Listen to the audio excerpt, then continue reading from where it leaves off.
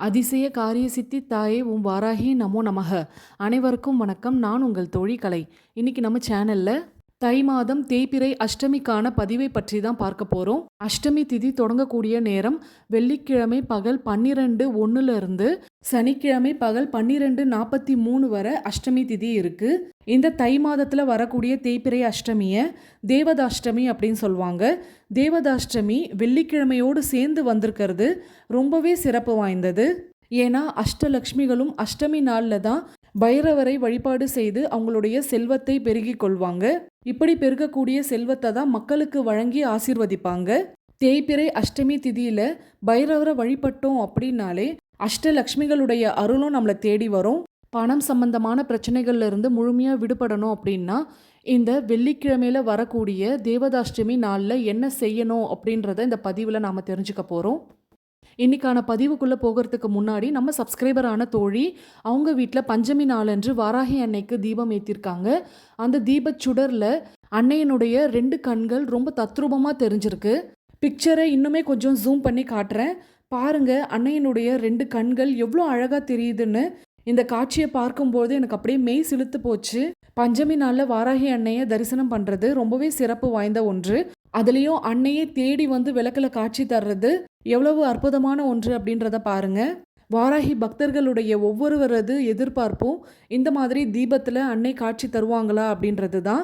கண்டிப்பாக அன்னையினுடைய அருள் வாராகி பக்தர்களுக்கு எப்பொழுதுமே உண்டு. தீபத்தில் காட்சி தரலனாலும் அன்னை உங்கள் கூடவே இருக்கிறத உணருங்க. அன்னையிடம் மனதார கேளுங்க, கண்டிப்பாக உங்களுக்கும் தீபச்சுடரில் காட்சி தருவாங்க. உங்கள் வீட்லேயும் இந்த மாதிரி அதிசயங்கள் நடந்துட்டுருக்கு, அதை என் கூட ஷேர் பண்ணணும் அப்படின்னு விருப்பப்பட்டீங்கன்னா ஸ்க்ரீனில் தெரிகிற வாட்ஸ்அப் நம்பருக்கு பிக்சரை அனுப்பி வைங்க.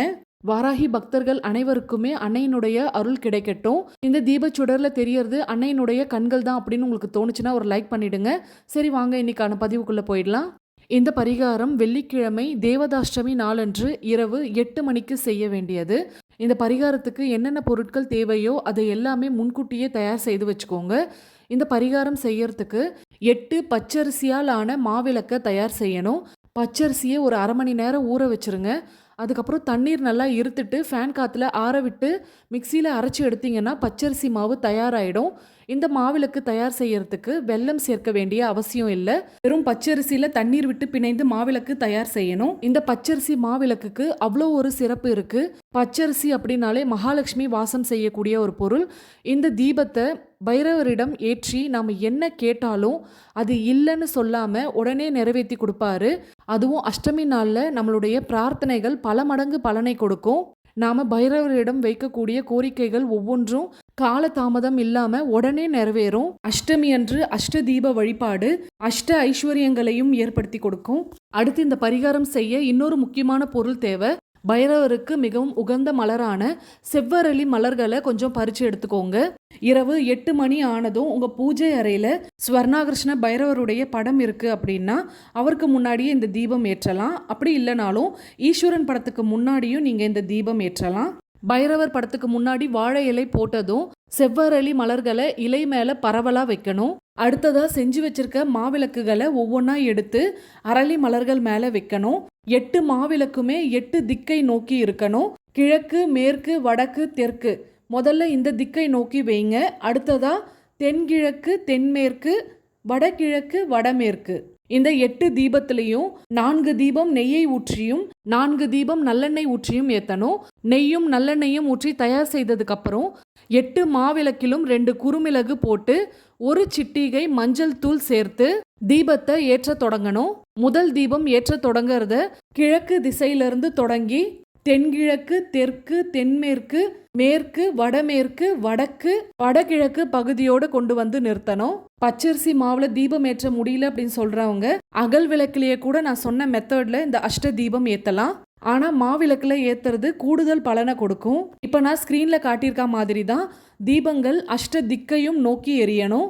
தீபம் ஏற்றிய பிறகு ஓம் ஐஸ்வரேஸ்வராய நம, ஓம் ஸ்வர்ண ஆகர்ஷண பைரவாய நம இந்த மந்திரத்தை 21 முறை உச்சரிக்கணும். இந்த மந்திரத்தை உச்சரிக்கும் பொழுது உங்களுடைய கோரிக்கைகள் என்னவோ அதை மனசுக்குள்ள நினைச்சுக்கிட்டே உச்சரிக்கணும்.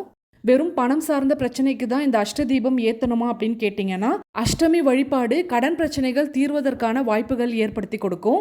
தை மாதம் வெள்ளிக்கிழமை அஷ்டமி திதி நம்ம வாழ்க்கையில ஏற்படக்கூடிய எல்லாவித பிரச்சனைகளுக்கும் தீர்வுகள் கிடைக்கும். தொடர்ந்து 8 அஷ்டமிக்கும் இந்த அஷ்டதீபம் ஏற்றி பைரவரை வழிபட்டீங்க அப்படின்னா வரவேண்டிய பணம் வந்து சேரும். தரவேண்டிய பணத்தை திருப்பி கொடுக்கக்கூடிய சூழ்நிலை உருவாகும். கோடி ரூபாய் கடனாக இருந்தாலும் இந்த 8 அஷ்டமிக்குள்ள அது அடைவதற்கான வாய்ப்பு கண்டிப்பாக ஏற்படும். வயதானவங்களா இருந்தீங்க அப்படின்னா நோயினால் உண்டாகும் உபாதைகள் தீரும். அந்த நோயினால் ஏற்படக்கூடிய வலி வேதனைகள்லாம் குறைந்து ஆரோக்கியமான வாழ்க்கையை வாழ ஆரம்பிப்பீங்க. சனியினுடைய தாக்கம், அதாவது 7.5 சனி, அஷ்டம சனி, கண்டக சனி, இதனுடைய பாதிப்புகள்லாம் அதிக அளவுல இருக்காது. வேலை பார்ப்பவர்களுக்கு சம்பள உயர்வு உண்டாகும். தொழில் வியாபாரம் செய்யறவங்களுக்கு வருமான அளவு அதிகரித்து கொண்டே இருக்கும்.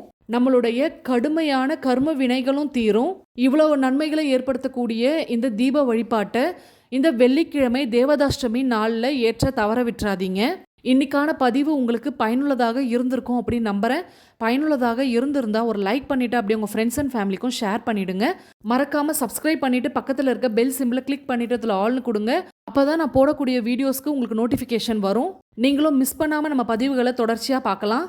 மீண்டும் அடுத்த பதிவில் சந்திப்போம். அதுவரை நன்றி, வணக்கம்.